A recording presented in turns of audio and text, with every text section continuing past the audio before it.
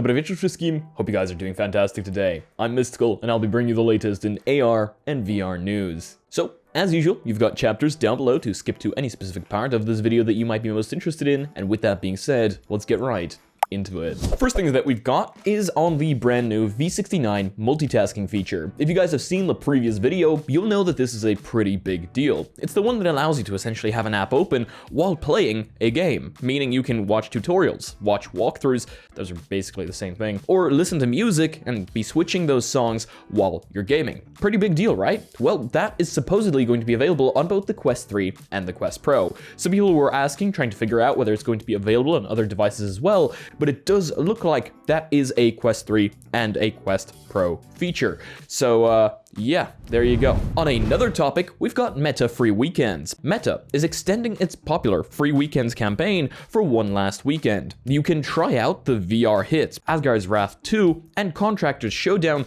for 3 hours, each free of charge. So in case you guys are maybe debating on whether you want to buy these titles, or just want to try them out before you actually buy them, well, you now have a chance during the free weekends campaign. To tell you a little bit more, from Friday, August 16th at 3 p.m. and running through Monday, August 19th at 1 a.m. your local time, you can try the VR hits, Asgard's Wrath 2 and Contractors Showdown for free. In contrast to previous weekends, where the trial period was limited to 1 hour per game, this time you'll be able to play both titles for 3 hours each. If you decide to purchase either game after the trial, you will receive an exclusive 20% discount code via email. This code is valid for up to 5 days after the end of the free weekend, which means until August 24th. The VR games can be downloaded in advance so you can get started on Friday. This is a pretty great way, honestly, to get people buying these titles. A lot of people were saying a lot of very good things about Asgard's Wrath 2, and a lot of people were very excited when that game was launching. I do remember that quite well. So in case you guys don't already have the title, or were maybe wondering whether it's worth it, well, now you don't have to wonder anymore. You actually get the chance to try it out and then see whether you want to buy it. And if you do decide to buy it, you get that sweet discount. So yeah, links down below. Here's something exciting from X,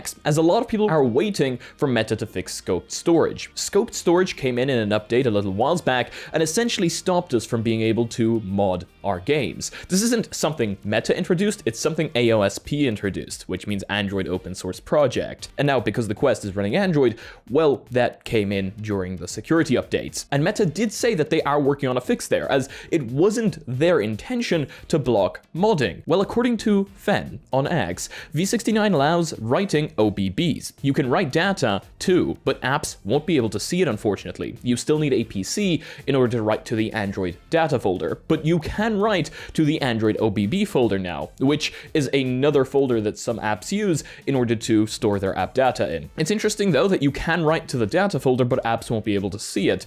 I wonder whether this is intentional or something that maybe Meta is like in the middle of trying to fix the fact that you can't write to data, and this is just somewhere in between, because this is still the PTC. More replies from Fen. To clarify, you can now write to the OBB folder without ADB or a computer. You can also write to the data folder, but apps won't be able to see what you write. You still need ADB or a computer for this. I believe this was a change in AOSP, since similar behavior recently came up on my phone about a month ago or so. So I'm not sure whether this is Meta just being in the middle of trying to fix scoped storage, and that's what v69 PTC has included. It's why we can write to the data folder, but no apps can read it, or whether this is just something AOSP introduced and Meta is still working on fixing scoped storage. Talking about X, we have our supposed final design of the Quest 3S posted by Luna. So in case you guys are wondering what the Quest 3S will supposedly, these are leaks, these are rumors, will look like, well, this is what the final design will apparently be. To be honest with you, a lot of people have been debating. I've seen debates as to the looks, and a lot of people are saying there's really no reason that it should look more dated than the Quest 2. So apparently this looks more dated than the Quest 2. I don't know how much I agree with that. Maybe the flat front is bringing them back to Oculus Go days, but honestly, I don't think it looks terrible, okay? Pretty unpopular decision apparently, but I don't think it looks terrible. It's thick, or at least it's not as thin as the Quest 3, because the Quest 3, let me just grab it here. You can see that this is absolutely tiny. And in the render images that Luna has sent over, well, it looks like the Quest 3S is going to be quite a bit thicker than this. It's unfortunate because this is the form factor I hoped we were going for. This is very comfortable, and because it doesn't lean out as much in the front of your face, it doesn't push down on your face as much, which makes it more comfortable, even though it's still heavy. So this is the form factor I hoped we were going for, but apparently that is not the case. Of course, still remains to be seen, but I mean, all leaks and rumors point to the fact that it will be thicker than this. And it is going to be the S variant of the Quest 3, so they do have to cut costs somewhere. Do let me know your opinion down below, though. I would love to know what you think of this Quest 3S design. Is this the design that you want to see, or would you like to see something changed about it? And what do you think about the flat front? I mean, I think flat edges right now are quite popular. I mean, phones are starting to do them, and headsets apparently now as well. Seems like a trend. And finally, we've got a discount on the HTC Vive Elite. In the previous video, we were talking about the fact that HTC are actually going to be releasing a new device, and they've already started teasing it on their YouTube page.